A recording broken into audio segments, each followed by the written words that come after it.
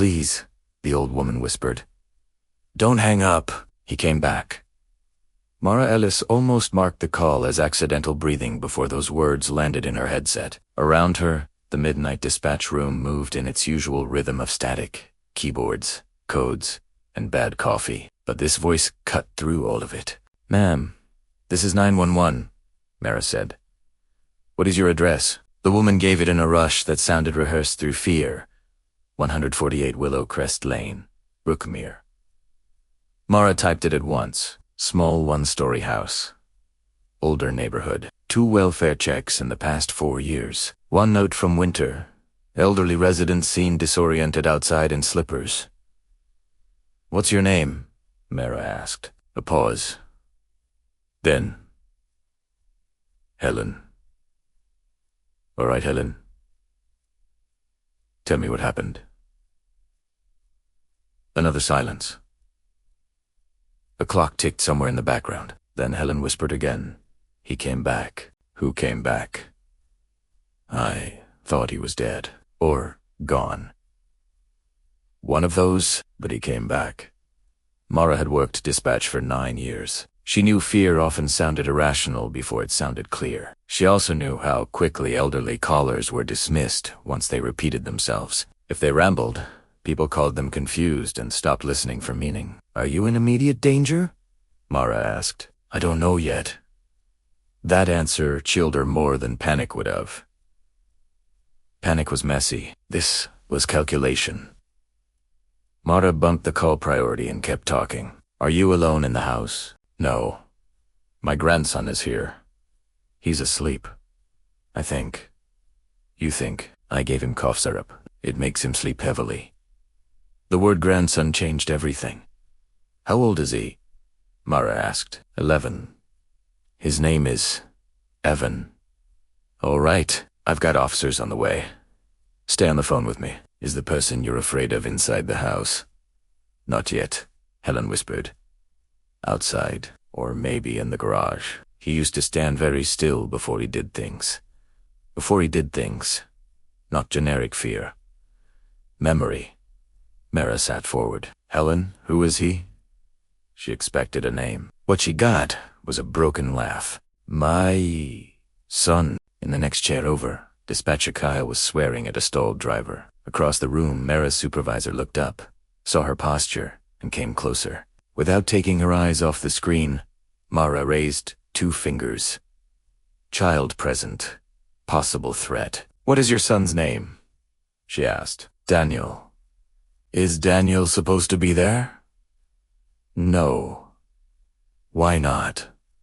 Helen inhaled shakily. Because Daniel buried his wife last year, and now he thinks my grandson belongs to him. Who has legal custody of Evan? That explains some things, and not enough. Why do you have custody? Helen's voice thinned again. Because his mother asked me to take him before she died. Because Daniel wasn't safe. Then because I thought grief might finish what prison didn't. Prison, not dementia.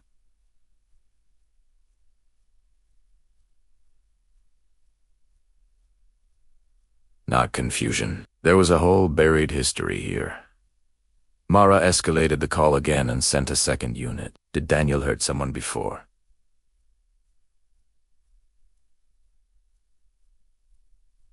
Yes. What kind of hurt? Helen answered in the tired voice of someone too old for euphemism. The permanent kind. Then a floorboard creaked through the line.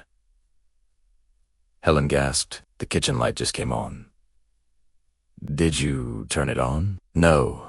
Where are you right now? Mara asked. In the laundry room. There's a lock. Is Evan with you? No. He's in the back bedroom. Can you get to him safely? Not if Daniel's in the kitchen. Mara pulled up the property image. Small house. Narrow hall. Laundry room off the mudroom. Back. Bedroom at the end. Offices were 6 minutes out. Too long. Do you have anything in there that could help you defend yourself? Mara asked. Soap, Helen said. Then, after a beat and an iron. Good. Keep the iron near you. Metal touched wood very lightly on the line. Door handle. Helen made a tiny sound in her throat. "He knows," she whispered. "He knows I'm in here." "Listen to me," Mara said, her voice flattening into the calm fear makes possible. "Do not open that door. I'm 82. I know. If he wants in, that Lakwanti stop him." "No," Mara said, "but time will." Through the headset, the handle moved again, slow and testing. Then a man's voice came through the door, soft as rain. "Mom?" Mara closed her eyes once. Some of the worst men in the world knew exactly how to sound gentle. "Helen?" he called. "I know you're in there." She did not answer. Daniel sighed. "Open the door. I just want to talk Maris." Screen showed units turning toward Willowcrest. 3 minutes. "Do not answer him," she whispered. "If you wake Evan up like this," Daniel said, still calm, "you're going to scare him." That was how Mara knew. Not because he threatened, because he positioned himself as the reasonable one. Men like that were always most dangerous when they still believed persuasion would save them force. "Did Daniel know you were going to call anyone?" Mara asked. "No." On the other side of the door, Daniel said, "I saw a patrol car drive past earlier. You know what they'll do? They'll believe I came here to make trouble because that's what everyone always believes." Mara signaled the supervisor. "Manipulative offender. Knows response patterns." Then Daniel said, "I just came from my son," Helen answered, and the steel under her fear finally came fully into the room. "He is not your son when you are angry." Silence. Then a quiet laugh. "You always did know how to make a sentence sound like a verdict," Daniel said. He shifted outside the door. "You stole him from me after Laura died." "Laura begged me to protect him," Hella shot back. There it was. Not confusion, not rambling. History. Mara didn't interrupt. Sometimes the fastest way to save a life is to let the right people keep talking. "I was grieving," Daniel said. "I was broken." "You were violent," Helen replied. "You were dangerous." If you've ever heard two people tell the same story with different moral centers, you already know how terrifying truth can sound. If this is pulling you in, leave a like, subscribe, and tell me in the comments. Can grief excuse what fear remembers? Then Daniel said the sentence that changed the call. "Laura lied to you. She always lied when she was scared." Helen answered with a fury so controlled Mara felt it more than heard it. "No, she lied only when she was trying to survive you." Mara typed a note for responding officers. Subject may have DV history. Elderly caller, reliable. Child in home. Then another sound hit the line. Footsteps. Light. Small. Not Daniel. Evan. Grandma. A sleepy child's voice called from somewhere down the hall. Helen made a sound like the center of her body had dropped away. Daniel moved immediately. The softness vanished. "Hey, buddy!" "It's Dad." "No." Mara's mouth went dry. "Tell him to go back to the room and lock the door," she said. But Helen was already shouting, "Evan! Window! Go to the window!" Everything after that happened at once. A child crying, a man's footsteps breaking into a run, something slamming, Helen shouting, "Don't touch him." The laundry room door shuddered on its hinges. Mara stood up without realizing she had done it. Then came the metallic crack of the iron striking something, a man cursing, and Daniel's voice lost every trace of performance. "You called them," Helen answered, with all the breath left in her. "I remembered you." That sentence would stay with Mara longer than anything else. There was a crash, a door opening, police commands, a child sobbing, and then the oldest sound in dispatch work. Sudden silence after violence has chosen not to go all the way. The first officer on scene came over the radio breathless and clipped. One, male, detained. Elderly female conscious with minor injuries. Juvenile safe. Repeat, juvenile safe. Mara sat down very slowly. Her hands were shaking so badly she had to lock them together under the desk. 2 hours later, Detective Saranujan called back for the full recording and operator notes. Mara expected a routine transfer. Instead, Nugent said, The patrol guys almost treated this like confusion because of the age flag on the address. Your notes changed that. She then gave Mara the parts no rumor would bother to get right. Daniel Mercer had been out of prison 18 months after serving time for aggravated assault. His wife, Laura, died of cancer 11 months earlier. Hospital staff had once documented bruising on Evan and made a mandatory report. Helen had taken custody after that. How did he find them? Mara asked. Church directory, Nguyen said. He watched the house for 3 nights. Also, Helen has early dementia. Mild, enough that people have stopped taking her seriously. That was the part that made Mara angry, not Daniel. Men like Daniel had always existed. What enraged her was how close everyone came to helping him by underestimating the woman who stopped him. She got off shift at 7 and should have gone home to sleep. Instead, she sat in her car staring through the windshield, hearing Helen's voice over and over. Not I recognized you. Not. I knew you were coming. I remembered you, as if memory itself had become resistance. By noon, local rumor was already simplifying the wrong parts. Elderly woman attacked by estranged son. Custody dispute. Escalates. Disturbed ex-con breaks into mother's home. None of those summaries were entirely false. All of them were incomplete in the way that lets a town feel informed without feeling responsible. What nobody said was this. Neighbors had called Helen confused for years whenever she repeated herself. The church had quietly stopped offering rides because she sometimes forgot names. One patrol officer admitted privately that if Miraz's notes had not specifically marked her as reliable, they would have approached slower and believed less. The next evening, after sleeping badly and waking with Helen's voice still in her ears, Mara drove to Willow Crest with a paper bag of groceries and a hesitation she could not explain to herself.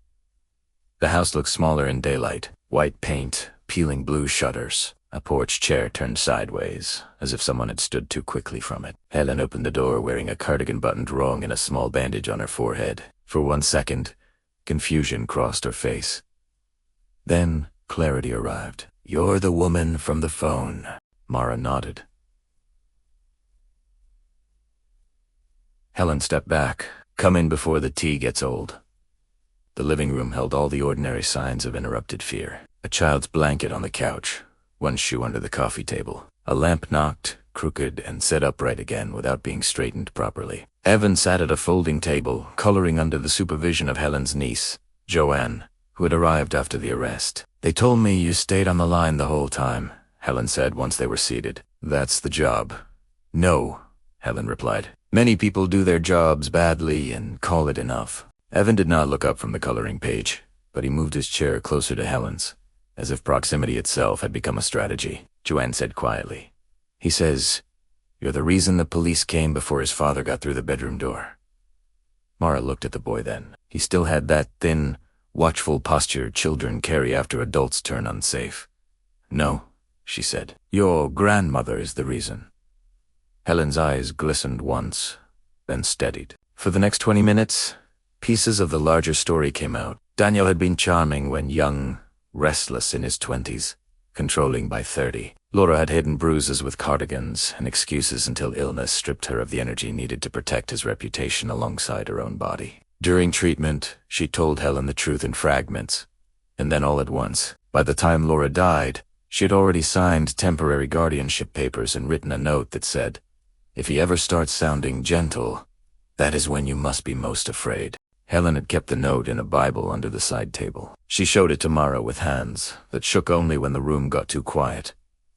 I forget names, she said. Appointments, the kettle, if I'm tired enough. People hear that and decide all the rest of me must have gone with it. But fear has a long memory. There was nothing dramatic in the way she said it. No desire to sound brave. Just fact. That was what made Mara believe it would stay with her for years. Before Mara left, Evan walked over with the coloring page folded in half. Inside, in blunt green crayon, he had written. Grandma remembered. Mara drove home with the page on the passenger seat and the sick clarity of someone realizing how often danger survives. Because it chooses the exact person nobody wants to believe. Weak space. Daniel Mercer was denied bail after officers found pry marks on the side window, a duffel bag in his trunk, and handwritten notes about school pickup times in his coat pocket. The district attorney called it premeditated attempted abduction with aggravated burglary enhancements. The newspapers sharpened their story once official language arrived. People in town started speaking about Helen differently. Brave. Sharp. Remarkable. Mara hated some of that praise almost as much as she had hated the earlier doubt, because underneath it was the same relief. We can admire her now because she proved herself under impossible conditions.